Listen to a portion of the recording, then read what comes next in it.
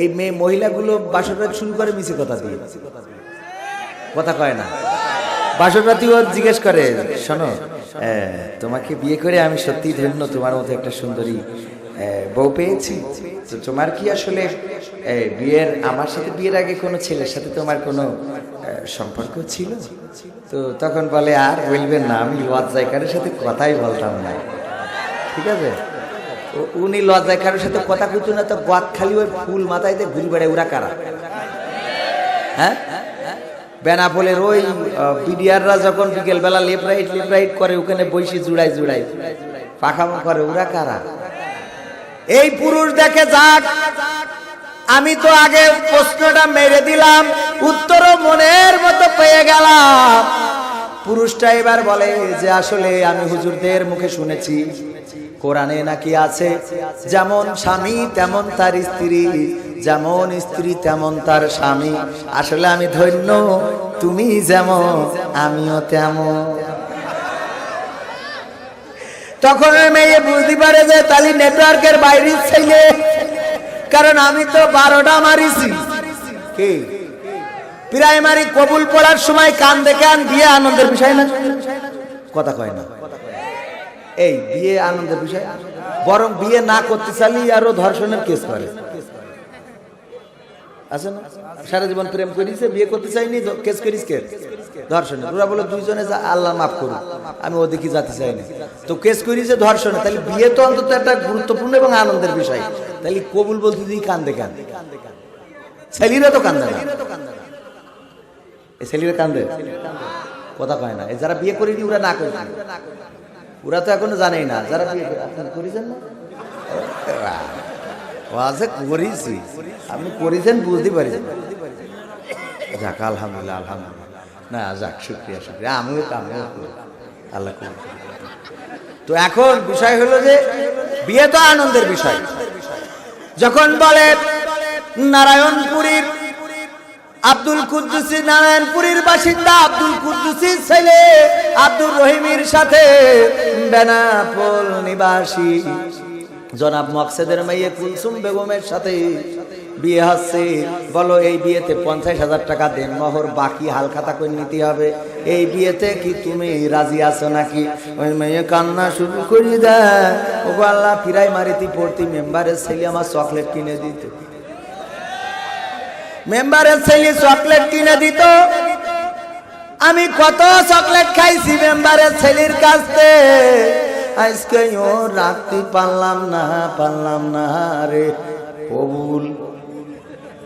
দ্বিতীয়বার যখন কাজী সাহেব বলে, বলো কবুল আছো কিনা, হঠাৎ মনে করে হাই স্কুলে পড়তি চেয়ারম্যানের ছেলে একটা গোলাপ ফুল নিয়ে 14 তারিখে দিছিল গো। ওরে চেয়ারম্যানের ছেলে রে, আজকে তোর কুল রক্ষা করতে পারলাম না কবুল। তারপরে 3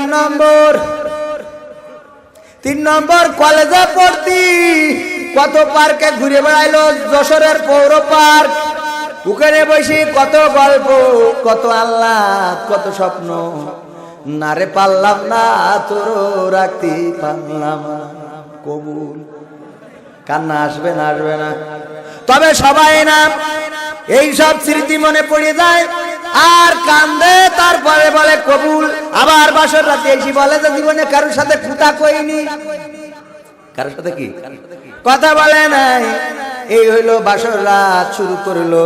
এই জন্য মাঝে মাঝে দেখবেন গোলমাল বাদলি কয়, আমি কত ত্যাগ স্বীকার করি, তোর বিয়ে করি যে তুই আমার জ্বালাচ্ছিস।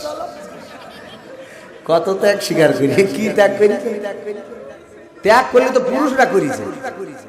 পুরুষরা কি করি ত্যাগ স্বীকার করিছে? বিয়ে করার শুরুতে গাড়ি এসেছে, সেই গাড়িতে উঠাবে বর, ওই গাড়ির দরজা খুলছে না, টাকা না দিলে ড্রাইভার দরজা খুলবে না, কেটে দিলে টাকা।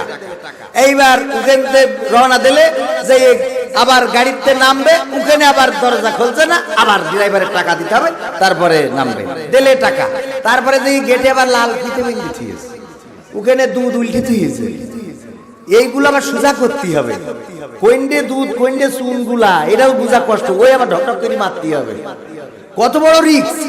এই সব কিছু সহ্য ধৈর্য করে ওই ফিতে কেটে ওখানে টাকা দিয়ে তারপরে বিয়ে করতে বসি যখন পড়াচ্ছে পড়তে পড়তে হঠাৎ করে আবার উকিল বেরেক করে যেই কাছাকাছি গেছে সেই বেরেক আবার ওখানে টাকা দিয়ে লাগে না আবার টাকা তারপরে এবার হাত ধোয়াচ্ছে শালাশালিরা সাবান টাবান মাখাইয়ে যাক আনন্দ যে ছাগল খাওয়া হয়ে গেছে মাথা খাওয়া সে সাবান মাখাই এবার হাত ধোয়াচ্ছে আবার টাকা দিয়ে আবার বোর কাছে বসতে যাই ওই দরজায় আবার টাকা আছে না নাই আবার টাকা গাড়িতে উঠতে যাই আবার টাকা আবার বাড়ি এনে নামাতে যাই আবার টাকা তারপরেও তো মানসিক গ্রামের লোকের বউ দেখার টাকায় ও ছেলেটা রাত 12টা পর্যন্ত ঘরে ঢুকতে পারে না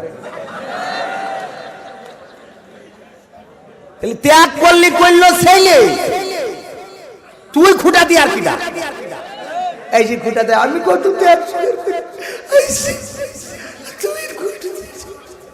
ত্যাগ করলো আপনি শুরুতে চিন্তা করে দেখেন দিন একটা ছেলে আর তারপরে এই যে একটা ধরাই দিয়েছে তারপরে আজীবন বসাই পড়ি খাওয়াতে হবে কিছু থাক আর না থাক পৃথিবী অমিক্রণ করোনায় ধ্বংস হয়ে যাক ওর লিপস্টিক না হলে চলবে না ওর নেল পালিশ ঠিক রাখতে হবে কথা কয় না আলকাতরা বেগম পরিমণি সাজে আপনাকে বেনাপুরে তো মেলা কটা পার্লার আছে আরে বাবা যখন ঢোকে তখন কি আলকাতরা বেগম আর যখন বেরোয় তখন পরিমণি এই হচ্ছে সমাজের অবস্থা এই সমাজকে সুন্দর করার দরকার আছে না নাই তবে এখানে একটা বিষয় কথা বলতে একটু কষ্ট হচ্ছে সেটা হলো এক গ্রামে একই দিনে দুইটা মাহফিল কেন